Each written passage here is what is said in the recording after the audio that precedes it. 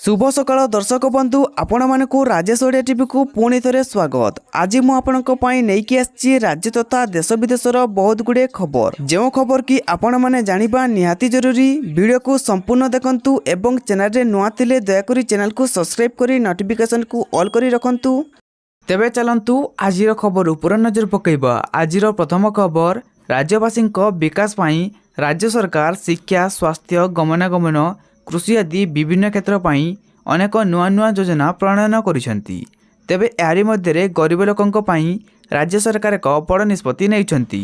राज्य में प्रथम थर पाई प्रतिष्ठा हेबाकु जाउची ग्रेन एटीएम।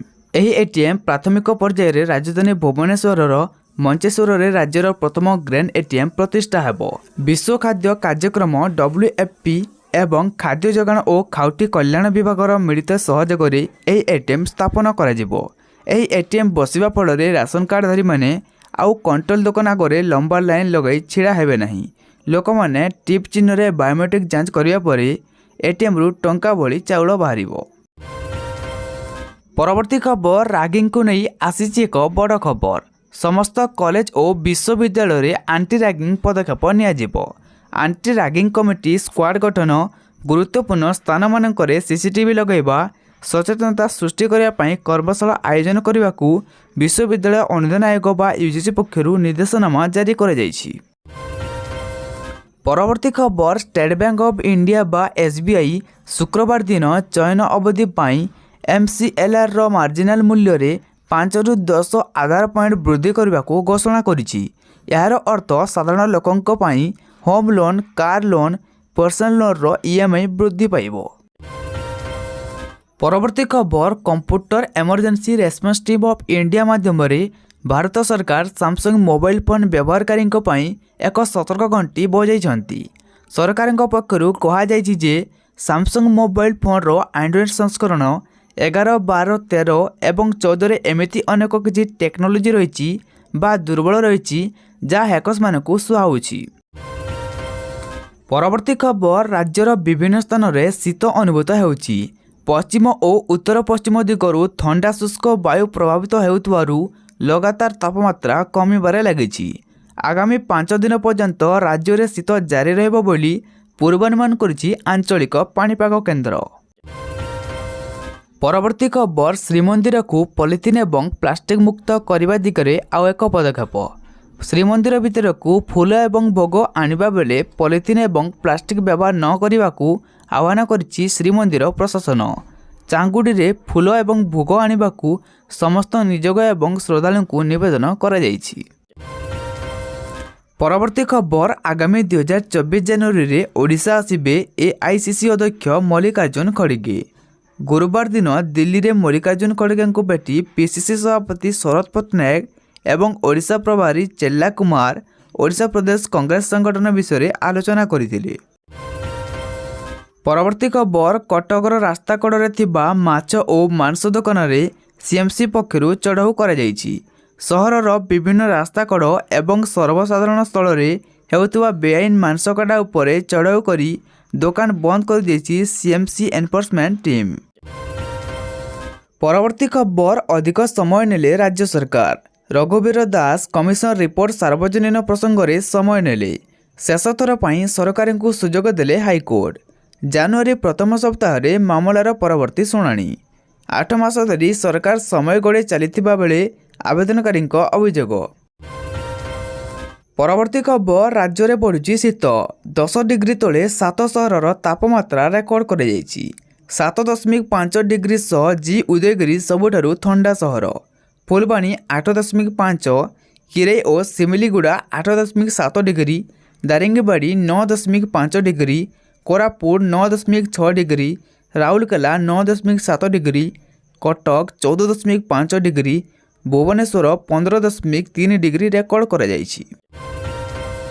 परवर्ती खबर बीजेडी परिवर्तित राज्य कार्यकारिणी रे 11टी राजनैतिक 16टी धन्यवाद प्रस्ताव पालित होइछि।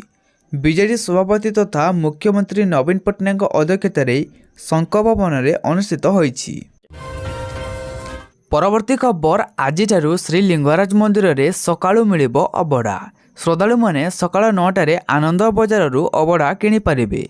ଧନୁ ସଂକ୍ରାନ୍ତି ଠାରୁ ମକର ସଂକ୍ରାନ୍ତି ପର୍ଯ୍ୟନ୍ତ ପୌଷ ମାସ ଉପଲକ୍ଷେ ସର୍ବସାଧାରଣ ଏହି ଭୋଗ ପାଇପାରିବେ। ଏହାଦ୍ୱାରା ତୀର୍ଥଯାତ୍ରୀମାନେ ଉପକୃତ ହେବେ। ସକାଳୁ ଆସୁଥିବା ପର୍ଯ୍ୟଟକ ଠାକୁରଙ୍କ ଦର୍ଶନ ପରେ ଅବଢ଼ା ସେବନର ସୁଯୋଗ ପାଇବେ। ପରବର୍ତ୍ତୀ ଖବର, ମାଟ୍ରିକ ପରୀକ୍ଷାକୁ ନେଇ ବୋର୍ଡ ପକ୍ଷରୁ ଜାରି ହୋଇଛି ଘୋଷଣାନାମା। ଆସନ୍ତା ବର୍ଷ ହେବାକୁ ଥିବା ମାଟ୍ରିକ ପରୀକ୍ଷାକୁ ନେଇ ମାଧ୍ୟମିକ ଶିକ୍ଷା ପରିଷଦ ପକ୍ଷରୁ ବୁଧବାର ସାମ୍ବାଦିକ ସମ୍ମିଳନୀ କରାଯାଇଛି। ଆସନ୍ତା ବର୍ଷ ଫେବୃଆରୀ 20 ତାରିଖରୁ ଆରମ୍ଭ ହେବ ମାଟ୍ରିକ ପରୀକ୍ଷା। ପରବର୍ତ୍ତୀ ଖବର, ଆଜି ଭାରତୀୟ ବଜାରରେ 22 କ୍ୟାରେଟ୍ ସୁନାର ମୂଲ୍ୟ 10 ଗ୍ରାମ ପ୍ରତି 57,160 ଟଙ୍କା ହୋଇଥିବା ବେଳେ 24 କ୍ୟାରେଟ୍ ସୁନାର ମୂଲ୍ୟ 10 ଗ୍ରାମ ପ୍ରତି 62,400 ଟଙ୍କା ରହିଛି। ଦେଶର ଅନ୍ୟ ସହରମାନଙ୍କରେ ବି ସୁନାର ଦର ଅପରିବର୍ତ୍ତିତ ରହିଛି। ଜାତୀୟ ରାଜଧାନୀ ଦିଲ୍ଲୀରେ ଏହି ଦର 57,800 ଟଙ୍କା ଓ 63,040 ଟଙ୍କା ରହିଛି। ମାୟାନଗରୀ ମୁମ୍ବାଇରେ 22 କ୍ୟାରେଟ୍ ସୁନାର ମୂଲ୍ୟ ଓ 24 କ୍ୟାରେଟ୍ ସୁନାର ମୂଲ୍ୟ 57,650 ଟଙ୍କା ଓ 62,890 ଟଙ୍କା ରହିଛି। ସେହିପରି ଓଡ଼ିଶାର ରାଜଧାନୀ ଭୁବନେଶ୍ୱରରେ ଏବେ 22 କ୍ୟାରେଟ୍ ଓ 24 କ୍ୟାରେଟ୍ ସୁନାର ମୂଲ୍ୟ 10 ଗ୍ରାମ ପ୍ରତି 57,650 ଟଙ୍କା ଓ 61,890 ଟଙ୍କା ହୋଇଛି। ପରବର୍ତ୍ତୀ ଖବର, ଫେବୃଆରୀ 16ରୁ ଆରମ୍ଭ ହେବ ଯୁକ୍ତ 2 ବୋର୍ଡ ପରୀକ୍ଷା। ଫେବୃଆରୀ 16ରୁ ଆରମ୍ଭ ହୋଇ ମାର୍ଚ୍ଚ 20 ଯାଏଁ ଚାଲିବ। ପ୍ରତିଦିନ ଗୋଟିଏ ସିଟିଂରେ ପରୀକ୍ଷା ହେବ। ପ୍ରତ୍ୟେକ ଦିନ ସକାଳ 10ଟାରୁ 1ଟା ଯାଏଁ 3 ଘଣ୍ଟା ଧରି ପରୀକ୍ଷା ଚାଲିବ। ପ୍ରଥମ ଦିନ ଅର୍ଥାତ୍ 16 ତାରିଖରେ ବିଜ୍ଞାନ ଛାତ୍ରଛାତ୍ରୀ ମାତୃଭାଷାରେ ପରୀକ୍ଷା ଦେବେ ଏବଂ ଜାନୁଆରୀ 2 ତାରିଖରୁ 12 ତାରିଖ ପର୍ଯ୍ୟନ୍ତ ପ୍ରାକ୍ଟିକାଲ ପରୀକ୍ଷା ହେବ। ପରବର୍ତ୍ତୀ ଖବର, ବିଜେଡିର ପରିବର୍ତ୍ତିତ କାର୍ଯ୍ୟକାରିଣୀରେ ବହୁ ଗୁରୁତ୍ୱପୂର୍ଣ୍ଣ ନିଷ୍ପତ୍ତି ନିଆଯାଇଛି। 11ଟି ରାଜନୈତିକ 16ଟି ଧନ୍ୟବାଦ ପ୍ରସ୍ତାବ ପାରିତ ହୋଇଛି। ଆସନ୍ତା 2024 ସାଧାରଣ ନିର୍ବାଚନ ରଣନୀତି ପ୍ରସ୍ତୁତ ନେଇ ଆଲୋଚନା ହୋଇଥିଲା। ତେବେ ବିଜୁ ଜନତା ଦଳରେ ନୂଆ କରି ସାମିଲ ହୋଇଥିବା 5ଟି ଅଧ୍ୟକ୍ଷ ନିର୍ବାଚନ ଲଢ଼ିବେ ନାହିଁ ବୋଲି ବିଜେଡି ପକ୍ଷରୁ ସ୍ପଷ୍ଟ କରାଯାଇଛି। ପରବର୍ତ୍ତୀ ଖବର, ବର୍ଷ 2023 ଶେଷ ହେବାକୁ ଯାଉଛି। ଏ ବର୍ଷ କରୋନା ଦ୍ୱାରା ହୋଇଥିବା କ୍ଷତି ପୂରଣ କରିବାକୁ ଚେଷ୍ଟା କଲା, କିନ୍ତୁ ଲାଗୁଛି 2024 ବହୁତ ଭଲ ହେବ ନାହିଁ। ଆସନ୍ତା ବର୍ଷ ସୋସିଆଲ ମିଡ଼ିଆରେ ପ୍ରାକୃତିକ ବିପର୍ଯ୍ୟୟର ଖବର ସମସ୍ତଙ୍କୁ ଭୟଭୀତ କରିବା ଆରମ୍ଭ କରିଦେଇଛି। ନିକଟରେ ଏକ ନୂତନ ବୈଜ୍ଞାନିକ ଆବିଷ୍କାରରୁ ଜଣାପଡ଼ିଛି ଯେ ଆମେରିକାର ୱାଶିଂଟନ୍ ଷ୍ଟେଟ୍ ନିକଟରେ ଥିବା କାନାଡ଼ାର ଭାନକୋଭର ଦ୍ୱୀପକୁ ଏକ ବଡ଼ ସୁନାମି ଆସିବାକୁ ଯାଉଛି।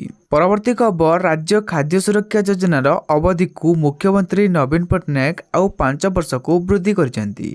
ସୂଚନାଯୋଗ୍ୟ, ରାଜ୍ୟ ଖାଦ୍ୟ ସୁରକ୍ଷା ଯୋଜନାରେ ଖାଦ୍ୟର 3,14,923 ପରିବାରର 9,97,055 ଜଣ ଅନ୍ତର୍ଭୁକ୍ତ ହୋଇଛନ୍ତି। ସେମାନେ ପ୍ରତ୍ୟେକ ମାଗଣାରେ ମାସକୁ 5 କେଜି ଲେଖାଏଁ ଚାଉଳ ପାଉଛନ୍ତି।